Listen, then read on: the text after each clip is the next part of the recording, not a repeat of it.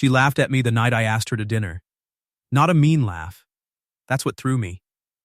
It was worse than mean, it was practiced.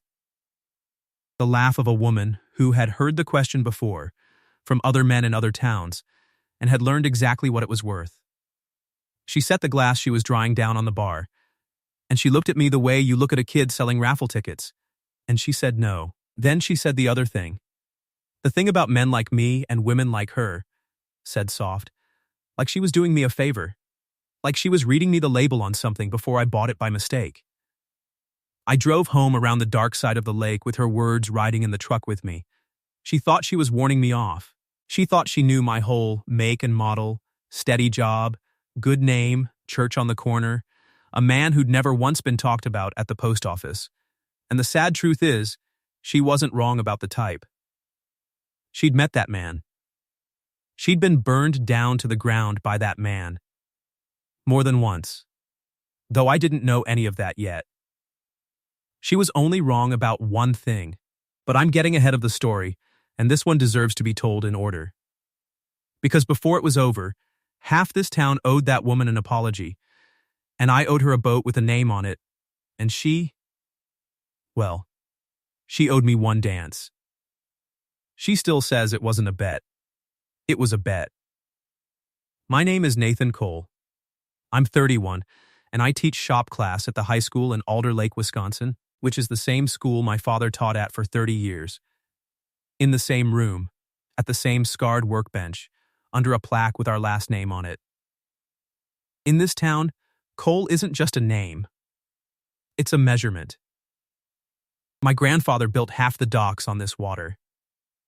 My father taught 2 generations how to miter a corner and shake a hand.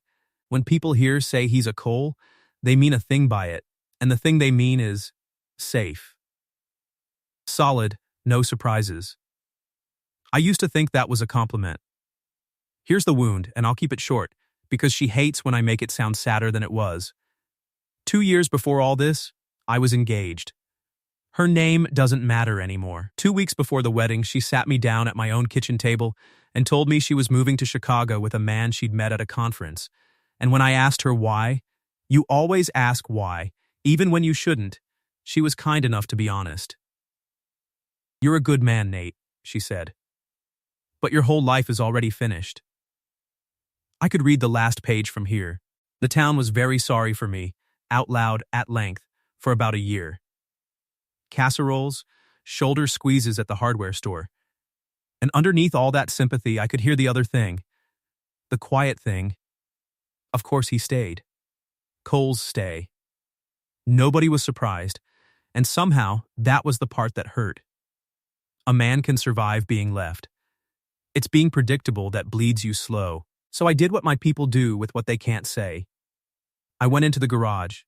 My grandfather's boat had been sitting under a canvas tarp since before he died, a 1958 cedar strip runabout, 16 feet of good bones and bad varnish, and I started bringing her back. Rib by rib. Strip by strip. 2 winters of it. It gave the town something normal to say about me again. Nate's restoring the old coal boat. Safe, solid, no surprises. Then in April, June Calloway got off the 2:15 bus with 1 duffel bag and a cardboard box held shut with packing tape, and rented the room above Gus's bait shop, and took the night shift at the Driftwood, and nothing in Alder Lake was safe or solid again, thank God. I'd like to tell you our first conversation was something out of a picture show. It was not. I only went into the Driftwood because a storm caught the tail end of my run and the rain came sideways off the water, and the Driftwood was the only lit door on that stretch of shore road. I came in soaked, and the new bartender looked up from her crossword and assessed me, head to boots, in about 1 second. "We don't serve drowned men," she said. "Health code. I'll drip quietly. See that you do." She pulled a clean bar towel off the stack and slid it down the bar to me like a shuffleboard puck. Perfect aim. "Coffee or something honest?" "Coffee's honest." "Coffee it is, Professor." "I'm not a professor." "You're wearing a whistle," she said, "and you folded that towel after using it. You teach something." She poured the coffee. "Let me guess. Shop? You've got a Band-Aid on 2 knuckles, and you looked at my bar top like it was framed wrong. I looked down at the bar top. It is framed wrong. Whoever did this mitered the corners against the grain. There it is, she said, to the whole empty room like she'd won money. That was June, sharp as a chisel and twice as quick, with a tattoo of a swallow on her forearm and short nails, and a way of watching a room that I'd later understand was not a personality but a skill. Learned the hard way, in rooms worth watching. She was 29. She'd come from downstate. That was the sum total of what anyone knew, and in a town like this, a person with only 2 facts attached to her might as well hang a sign that says gossip here. I noticed 2 other things that first night, because noticing is a habit that came with the trade. There was a Polaroid taped to the register, angled away from customers, a little girl, maybe 7, gap-toothed, holding up a bluegill way too proudly, and at closing, while I settled up, June pulled the tips out of the jar and did not pocket them. She counted them flat on the bar, twice, wrote the number on the outside of a worn envelope, put the money in, and locked the envelope in the drawer under the register like it was a church offering. She caught me seeing it. Her face closed like a shop at 9. "Storm's letting up," she said. "Good night, Professor."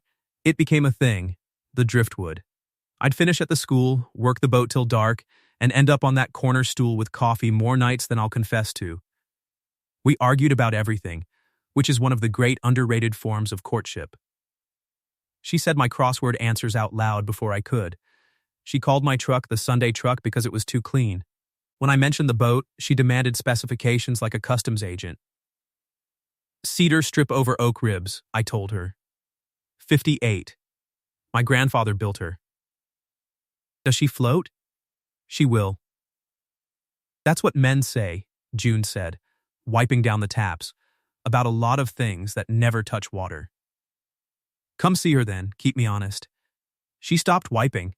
Just for a second, the shine came off the banter and something careful moved behind her eyes, and she said, "I work nights," in a voice with a door in it, and the door was closed. And that was that. For then. But here's what the town didn't know, while it was busy deciding what she was. Mornings, early, before her shift and after mine started late, June Calloway walked the public dock at the foot of Birch Street with a cup of gas station coffee and stood at the end of it, looking at the water like it owed her a letter. I know because my classroom window faces that dock. I know because I am not proud of how often first period caught me looking. And one Saturday in May, she showed up at my garage. She stood in the driveway holding a small wooden box like it was a wounded bird. I found out that gesture ran in my life somehow, and she had her chin up in the way she did when a thing was hard. "Gus says you fix what people bring you," she said. "Even dumb things. Especially dumb things." "What is it?" "Music box." She handed it over slow, like her hands didn't fully agree with the decision. It was old. Walnut, water-stained, the lid split along the grain. The kind of thing you'd buy at any flea market for $4, and the way she watched it leave her hands told you it was not a $4 thing. It was my mother's. It plays. It used to play Moon River. The comb's bent, I think. A guy told me once it wasn't worth fixing. She said that last part with no weight on it at all, which is how you say the heaviest things. The guy was wrong, I said. "Give me a week." She looked past me then, at the boat up on her cradle, cedar glowing under the shop lights, half varnished, half raw. She walked around it once, all the way, without asking, trailing 2 fingers along the sheer line the way you'd touch a horse. "Huh," she said. "Huh. What? You do finish things."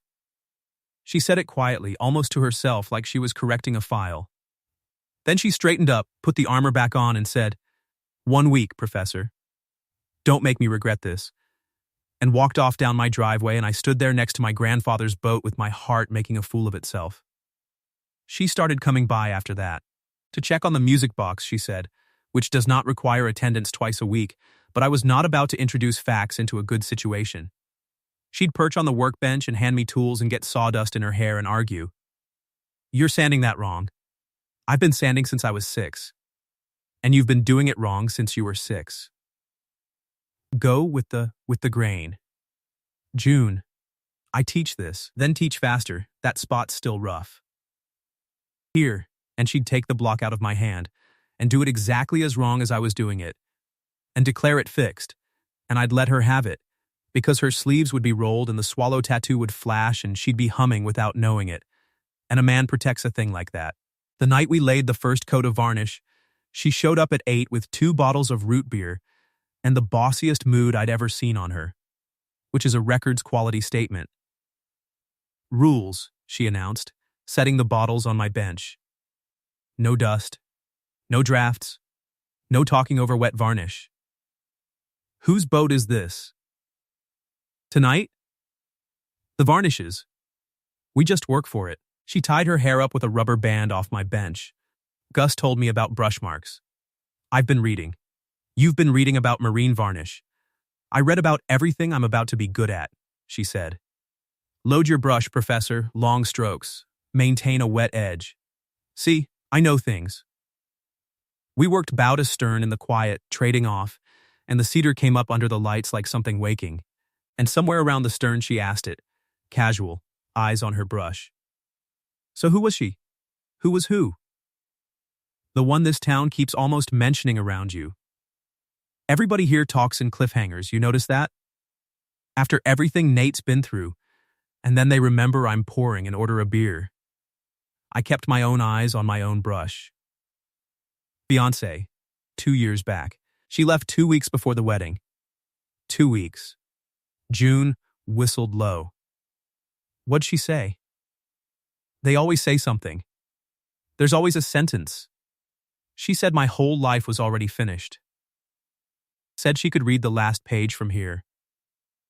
June stopped brushing. She stood there in the varnish smell, rubber band in her hair, and looked at me. Really looked. The customs agent look. And I let her run the whole inspection. Well, she said finally, she was a coward and a bad reader. And she went back to her wet edge like she hadn't just rearranged my furniture. This boat wasn't on her last page, was it? I wasn't either. Some ending. I laughed out loud, alone in a garage at 10 at night, with a woman who told me the truth for free. No talking over wet varnish. I reminded her. You started it, she said, which I did not. And we finished the coat at midnight, and she left her rubber band on my bench, and it is in my toolbox to this day, and it is not for sale. Another evening she stayed till the light went gold on the water, and we ate sandwiches on the tailgate.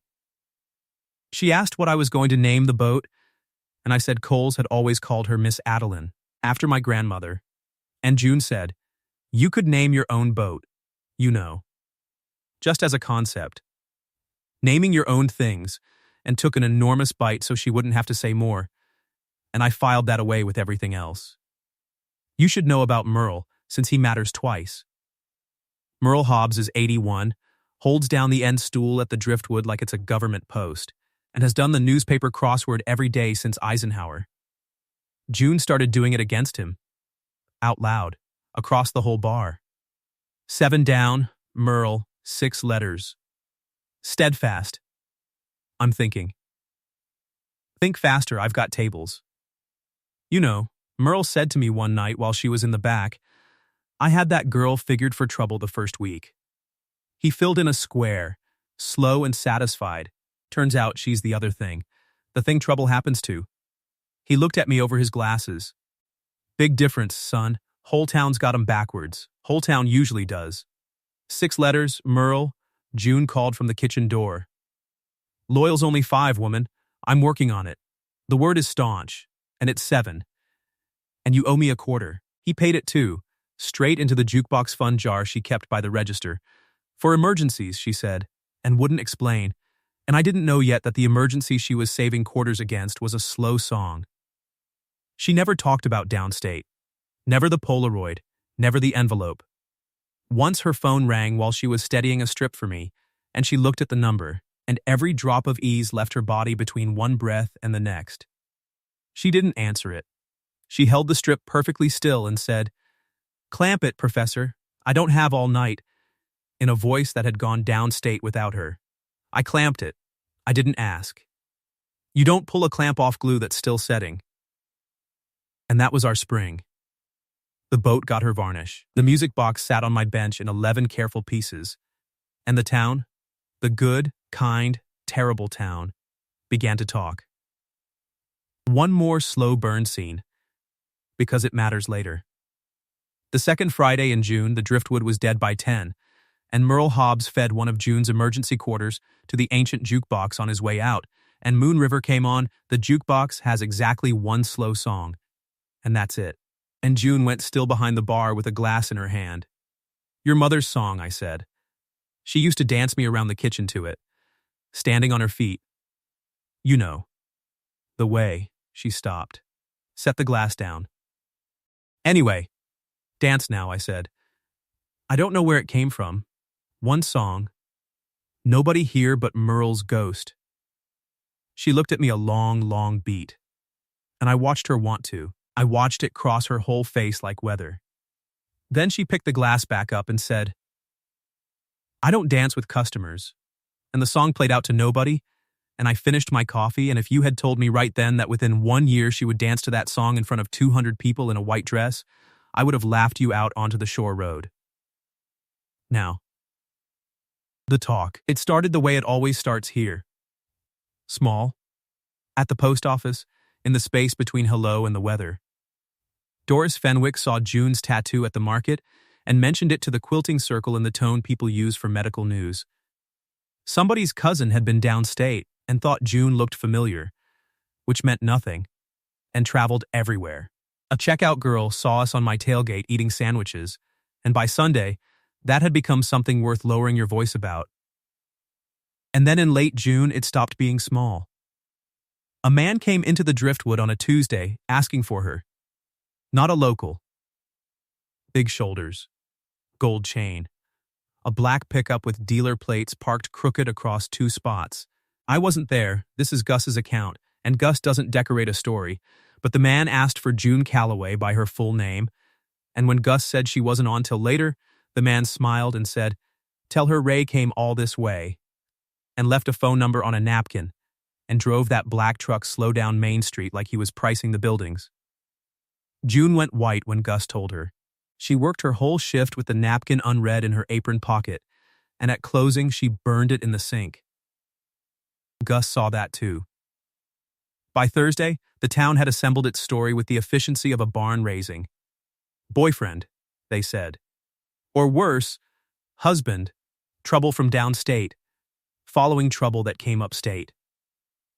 Whatever that girl was running from, it had found her, and wasn't it just like a woman like that to bring it here? And on Friday, my mother invited me to dinner, which in our family is how a hearing gets scheduled. You have to understand about my mother. Eleanor Cole has chaired the school board for 11 years. She has run the church rummage sale since before I could walk. She wears her hair the same way she wore it in 1989, and this town would elect her mayor by acclamation if she'd ever lower herself to ask. She is not cruel, and she is not small, whatever this next part sounds like. Hold that thought until the end. I had to. She fed me pot roast and waited until the plates were cleared, because a coal does not raise a subject while food is on the table. And then she folded her napkin into a perfect square and said, Tell me about the bartender. Her name is June. I know her name. Everyone knows her name. That's rather the problem. She set the napkin down. Nathan, a parent called Dr. Prather this week. About you. A teacher at the school, keeping company with a woman who has a strange man leaving phone numbers for her in taverns. There's talk of bringing it up at the August board meeting. I sit on that board. Do you understand what I'm telling you? You're telling me the quilting circle has reached the school board. I'm telling you this town has rules. Her voice stayed level. It always does, that's how you know it matters. Unwritten ones, which are the only kind that count. And I'm telling you that you don't know one true thing about that girl. Where she's from, what she left, who that man is. You know she pours a fair drink and laughs at your jokes. That's more than my fiancé did. I regretted it before it finished leaving my mouth. Something crossed my mother's face, fast, and here is where I misread her, and kept misreading her for weeks. I thought it was snobbery. It wasn't. It was fear, wearing Snobbery's coat. But I didn't know that yet, so we said hard things across that clean table, and I drove home angry, and the boat got 2 hours of furious sanding that she did not need. The next night, I did the wrong thing for the right reasons. I told June about the board. I thought I was being honest with her. I don't know what I thought. That we'd stand back to back against it like something out of a Western. She was restocking the cooler when I told her, and she didn't stop moving, and that should have warned me. She finished the row of bottles. She closed the cooler. And when she turned around, the June from my garage was gone and the June from the first night was back, all counter and no door. So there it is, she said. That was fast. Usually I get a full season. June, it's a phone call from one busybody. It's your job, Nathan. First time she'd ever skipped professor. It landed like a slap. It's your name. It's your mother. You think I don't know how this goes? I've had front row seats to how this goes. She laughed, one dry note, nothing like her real one. Ray shows up once, leaves a napkin, and I'm a scandal. He does that, you know. It's not even about wanting me back. He just likes to knock over my little towers and watch. Then tell me who he is. Tell me what I'm standing in. I'll stand in it. No, flat. Final. You want to know why? Because you'd stand in it politely. And this town would make you pay for it politely. For years, the way they do. They'd stop asking you to coach. Your shop budget would get complicated. Your mother would look at you across pot roast like something died. And one morning, 2 years from now, you'd look at me across a kitchen table and I'd see it in your face. The arithmetic. What I cost. She took a breath, and her voice dropped to almost nothing. I've been somebody's bad math before. I'd rather be nothing. June, go home, Professor the old name, but no warmth left in it. Take the towel. Health code. The next 2 weeks were the gray ones. She switched her dock mornings to a different dock. The music box sat finished on my bench. I'd found the bent tooth in the comb, straightened it, repinned the cylinder, glued and clamped the split lid, and it played all 18 bars of Moon River True, and she didn't come for it. At the Driftwood, Gus poured my coffee himself and gave me a look that said don't, so I didn't. The town, meanwhile, fed. Ray came back twice more, louder each time. He got put out of the Driftwood once by Gus and a Louisville bat that never had to leave the shelf, just get mentioned. Doris Fenwick was heard to say the woman would be gone by Labor Day, one way or another, and half the town nodded, and some of them were the same people who waved to me at church. Then came the last Saturday of July, and Gus called me at 7 in the morning, which Gus has never done, and said 5 words, kid. Get down here now. I broke the speed limit for the only time since I got my license. Some coal. The Driftwood, at 7 a.m., was empty except for Gus, June, and the whole story, finally, sitting on the bar in a torn open envelope. Not her envelope, a mailed one. Court paper. June sat on a stool in yesterday's shirt, with her hair down and her eyes red-rimmed and dry, in that terrible calm on the far side of crying, and Gus stood behind his own bar like a man guarding a bridge. Tell him, Gus said gently, or I will, and I'll tell it worse. And she was too tired to build the wall again, so out it came, flat, in the voice you'd use to read a grocery list, which is how she says the heaviest things.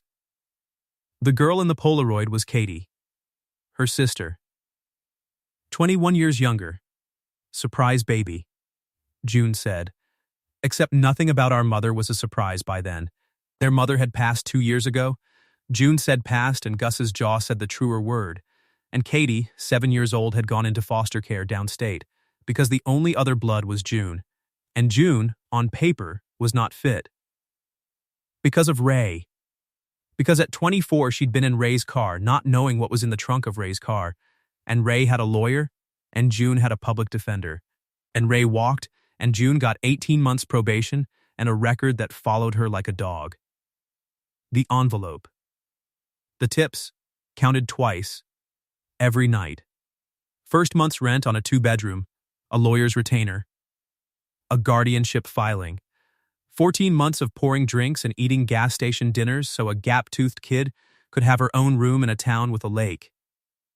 The hearing was set for September, and Ray had heard, through whatever swamp Ray hears through, that June was about to build something again, and had come upstate to lean on it.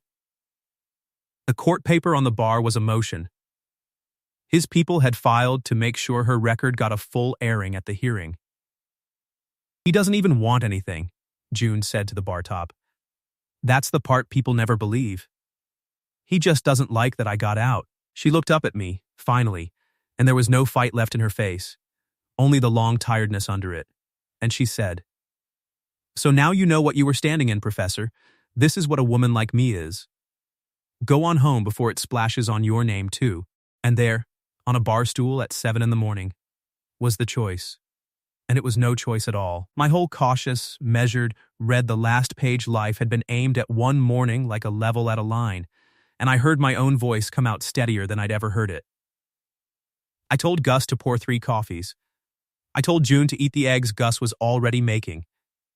And then I told her what we were going to do about September, because I hadn't spent 31 years being a coal in this town to let the name just sit there, polished and useless, on a plaque. She stared at me through all of it. And when I finished, she shook her head, slow, and her eyes finally spilled over, and she said the softest, most broken version yet of the thing she'd told me the very first time. "Men like you don't fall for women like me," she whispered. The bar went quiet. Even the coffee maker seemed to hold its breath. Gus turned around slow with a spatula in his hand, waiting on me like the whole lake was waiting on me. She'd said it as a fact again. That was her way. Not fishing, not begging to be argued with, stating the law of her world one last time, kindly, so the good safe man could exit through the door she was holding open for him. Men like me had budgets to protect and mothers to answer to and last pages already written. Women like her carried court papers and other people's crimes and packed light. She had the whole equation balanced. She'd been balancing it since she was 24. I set my coffee down. And I answered her, "Then I'm not like any man you've met." She made a small sound, half a breath, and put her hand over her mouth. "And I can prove it," I said, "because unlike every man you've met, I brought receipts. You think men like me mean safe. Predictable. You think I'll do the arithmetic one day across a kitchen table. June, I am the arithmetic. I'm the man this town finished building before I was 10 years old, and the one thing nobody ever asked me is whether I wanted the plans. You read my label the first night. Everybody reads my label. You know what you're the first person in 31 years to read? The contents. My voice wasn't loud. It didn't need to be. You sanded my grandfather's boat wrong with your sleeves rolled up and told me to name my own things. So I'm naming them. I'm not falling for you despite what you've carried, like some charity with a nice smile. I'm standing here because I watched a woman count tips at midnight for 14 months to give a little girl a bedroom, and it is the single most unbreakable thing I have ever seen a human being do. And I build things for a living. You're not what splashes on my name. You're the first thing my name has ever been good for." She was crying now, no armor left, and Gus was studying the eggs like they were scripture. "September," I said. "Here's what men like me are actually for. Character witnesses. I'll bring you a school teacher, a school board, a pastor, and every dock my grandfather ever built. A real lawyer, Tom Whitfield, owes my family 40 years of favors, and it's time to collect one. A residence, because the courts like stability, and it happens I've got a name in this county that's never once been talked about at the post office." Until now, I took her hand, careful, both of mine around it, the way you hold something in 11 pieces. Let them talk. Let them get it all wrong at full volume. And then let's you and me go get Katie her room with the lake. "Why?" she managed. The word barely made it out. "Why would you spend it? The name, all of it. Why? Because you asked me if the boat would float, I said, and I told you she will, and I finished things. The next 6 weeks, this town surprised me, and I've lived here my whole life. It started with my mother, of all people, and this is the part I promised you'd want held till the end. When I told her everything, Katie, the envelope, Ray, the trunk of the car, and the public defender, Eleanor Cole sat in her spotless kitchen with her spine straight and her hands folded, and was silent for one long minute. And then my mother, chair of the board, keeper of the rules, said quietly, I was 22 when I married your father, and I was nobody from a mink farm in Tomahawk, and the women of this town called me that Kowalski girl for 11 years. 11. Until I out-volunteered, out-baked, and outlasted every one of them. She looked up at me, and her eyes were bright and fierce and ashamed all at once. I swore I'd never let this town do to my family what it did to me. I just never imagined I'd be the one holding its coat while it tried. She stood, smoothed her skirt, and picked up the telephone off the wall. And I heard her say, in her rummage sale voice, Tom, Eleanor, my son and I are coming to see you Monday, and you're going to want a fresh legal pad. My mother sat in the second row at the guardianship hearing in September, in her Sunday suit, and when the county attorney raised June's record, Tom Whitfield answered it with 18 character letters. A school teacher, a bar owner, a bank statement showing 14 months of deposits counted to the dollar, and a school board chairwoman who testified, on the record, that Alder Lake would consider itself fortunate to raise this child. As for Ray, it turned out that a man who files motions attracts attention to himself, and attention was the one thing Ray's various enterprises could not survive. Tom made 2 phone calls downstate. Ray's motion quietly evaporated, and so did Ray, and the black truck has not been seen in this county since. The judge granted guardianship on a Thursday at 10:40 in the morning. Katie Calloway rode up on the 2:15 bus in October. Same bus, same stop where her sister had gotten off 18 months before, with one duffel and a taped-up box, and June stood on that curb gripping my hand hard enough to leave marks. And when the door hissed open and that gap-toothed kid came down the steps, June went down on her knees on the sidewalk of Main Street, and the whole town could see her crying, and for once, nobody said a word about it. Except welcome home. Katie inspected me on that curb the way her sister once inspected a drowned man at a bar. Head to boots. Then she held up a plastic bag with a fish-shaped keychain in it. June said you have a boat. I do. A real one? That floats? She will, I said. By Saturday. Katie considered this, and considered me, 7 years old and running the same customs desk as the whole Callaway line. Okay, she ruled, but I get to fish off it. June says you're a teacher. I'm not calling you professor, that's her thing. What do I call you? Nate works. Nate, she tested, nodding slow. Do you know how to make pancakes, Nate? I'm better at waffles. Waffles, Katie said to her sister in the tone of a woman revising an estimate upward, are better than pancakes, and she took my hand and June's hand, one each, right there on Main Street, and I looked over the top of that kid's head at the woman I loved crying and laughing at the same time, and I thought, there it is. That's what the name was for. All of it, 3 generations, every polished dock and perfect attendance, it was all just savings, waiting for something worth spending on. We launched the boat the last warm Saturday of that month. Half the town came down to the Birch Street dock, the way they do here for a launching, with folding chairs and a thermos economy. My mother christened her, insisted on it, actually, wouldn't hear otherwise. The name came off my bench, gold leaf on cedar, and when the canvas dropped, there it was on the transom for the whole lake to read, Miss June. You could have named your own boat, June said, wet-eyed, trying to be dry about it. I did, I said. We were married the following spring, in the yard of the church on the corner, and at the reception Gus wheeled in that ancient jukebox from the driftwood on a hand truck, because it has exactly one slow song. And when it started, June Calloway Cole put her hand in mine. And Katie stood on my mother's feet at the edge of the floor, learning the same kitchen dance. And my wife looked up at me and said, "This doesn't count as dancing with a customer. You never once paid your tab." She keeps the music box on our windowsill, above the sink, facing the water.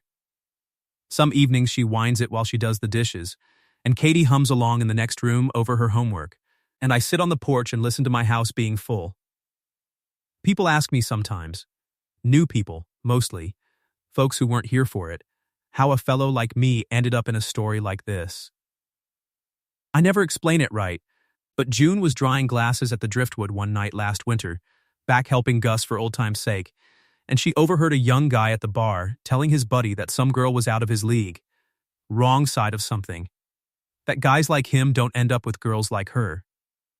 And my wife slid a bar towel down to him like a shuffleboard puck and said, "Then don't be like any guy she's met. That's the whole secret." Told better than I could tell it. I made her one promise on a bar stool at 7 in the morning, and I have kept it every morning since, and I will keep it every morning there is. I'm not like any man she'd met. I'm the one who stayed to prove it.